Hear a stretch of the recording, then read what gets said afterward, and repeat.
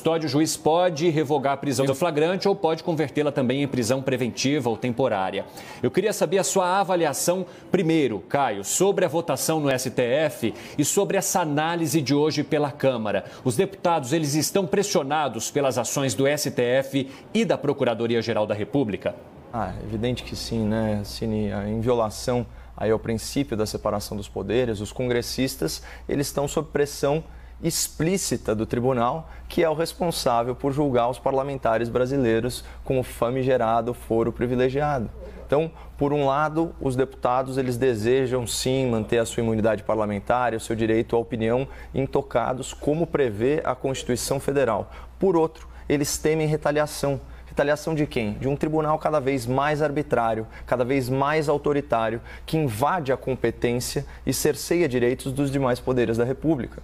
Mas pouco importa o resultado de ontem na Corte, essa unanimidade, ou de hoje no Parlamento.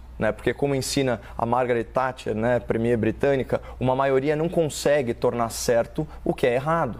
Então, conchavos políticos são o que tem de menos relevante aqui. O importante é que o espectador, o cidadão, o brasileiro, que ele entenda a dimensão dos absurdos praticados pela nossa mais alta corte. Eu digo alta aqui no sentido de mais distante da realidade terrena.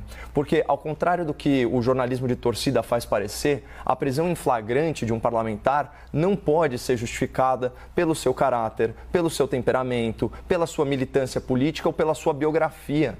Para que haja prisão em flagrante de um deputado federal que goza de imunidade parlamentar para manifestar livremente o seu pensamento, é fundamental que os atos praticados por esse político se enquadrem aí naquela exceção prevista no artigo 53, parágrafo 2º da Constituição, que resumidamente diz o seguinte: os deputados são invioláveis penalmente por quaisquer de suas opiniões e palavras e não poderão ser presos, salvo em flagrante de crime inafiançável.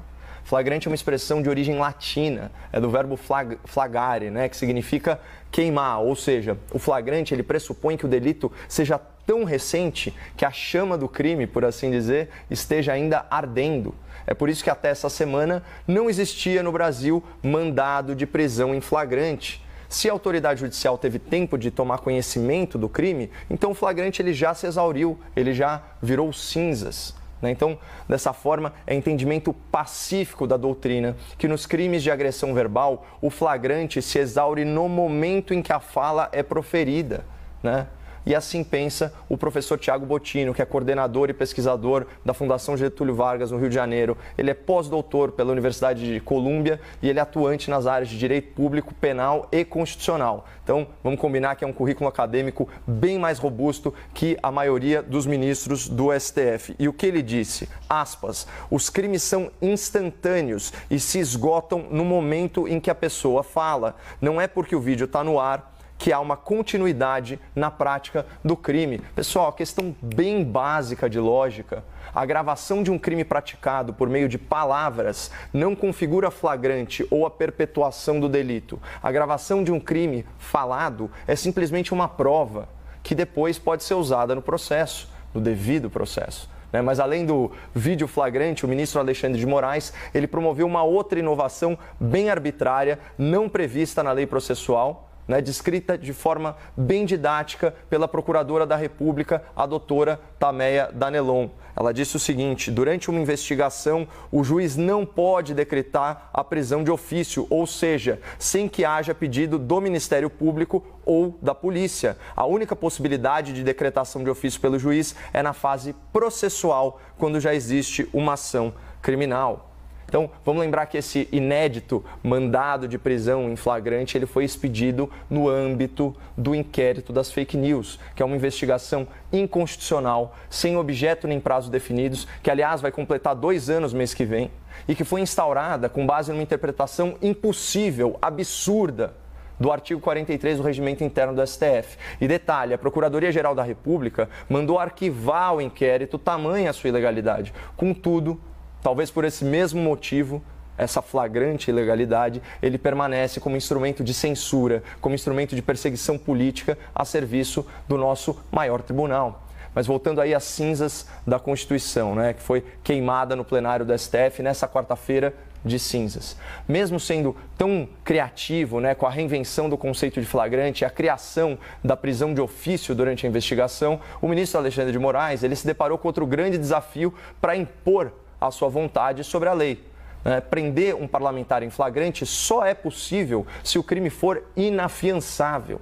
E a relação desses crimes graves, ela é bem restrita, ela consta do artigo 323 do Código de Processo Penal. A gente está falando o quê? De racismo, de tortura, de narcotráfico, dos crimes hediondos, de terrorismo. E tem uma última possibilidade prevista no inciso 3, que diz o seguinte: não será concedida fiança nos crimes cometidos por grupos armados, civis ou militares contra a ordem constitucional e o Estado democrático.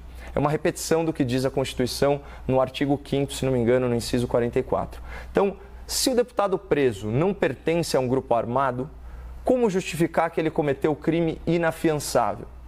Fácil, fazendo o que o STF sempre faz, ignorando o texto literal, que fala expressamente em ação armada, e interpretando o dispositivo para contemplar a lei, a famigerada lei número 7.170 de 1983, que é a Lei de Segurança Nacional. E quais são os dispositivos da Lei de Segurança Nacional que embasaram a prisão em flagrante, aqui muito entre aspas, do deputado, né, que também constam da denúncia da Procuradoria-Geral da República oferecida ontem. São os seguintes, artigo 18, tentar impedir, com emprego de violência ou grave ameaça, o livre exercício de qualquer dos poderes da União ou dos Estados. E tem também o artigo 23, incisos 2 e 4, incitar a animosidade entre as Forças Armadas ou entre essas e as classes sociais ou instituições, e incitar a prática de quaisquer crimes previstos na própria Lei Nacional de Segurança. Então, eu finalmente consegui assistir ao vídeo publicado pelo deputado, né, em 15 de fevereiro, afinal de contas, o ministro Alexandre de Moraes, né, tinha tirado esse vídeo, tinha cerceado o nosso acesso à informação, colocando multa diária para a plataforma de YouTube acima de, no valor de R$100 mil por dia, né? E embora o tom do vídeo seja muito agressivo, embora as falas sejam chulas, indecorosas, carregadas aí de injúria, carregadas de difamação, não há ameaça direta ao exercício do poder judiciário, não há convocação para que a população cometa crimes contra o Estado.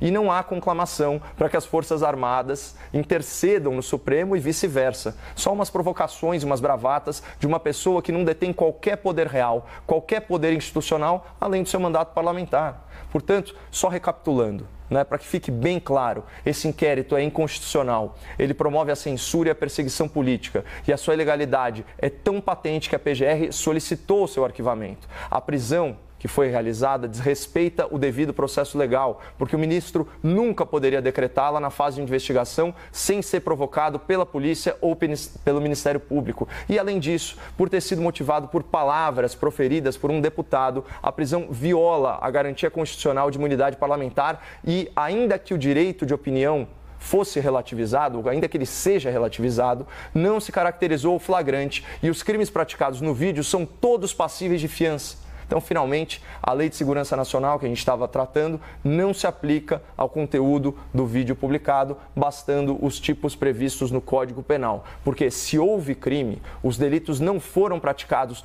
contra o regime democrático, mas sim contra os membros do Poder Judiciário, o que é muito, mas muito diferente. Essa é a realidade jurídica. O resto é interpretação, é narrativa, é torcida. E eu repito aqui, eu não concordo com essa ventilação de acusações sem provas. Eu nunca utilizei de injúria, de difamação nas minhas críticas. Eu não tenho nenhuma afinidade pessoal com esse deputado federal em específico, mas aqui o que a gente está discutindo não é o caráter do parlamentar, não é a biografia dele, nem as suas ideias. O que está em discussão é a correta aplicação da lei e das regras de prisão neste caso, né? Sem falar aí na falta de respeito à Constituição, ao Instituto da Imunidade Parlamentar e, claro, ao princípio da separação dos poderes. É disso que se trata, não de um julgamento moral sobre esse deputado. Eletrônica. Eu quero saber qual a sua avaliação sobre essa proposta complementar da PGR e se seria uma forma de livrar o deputado da prisão sem que o STF fosse contrariado.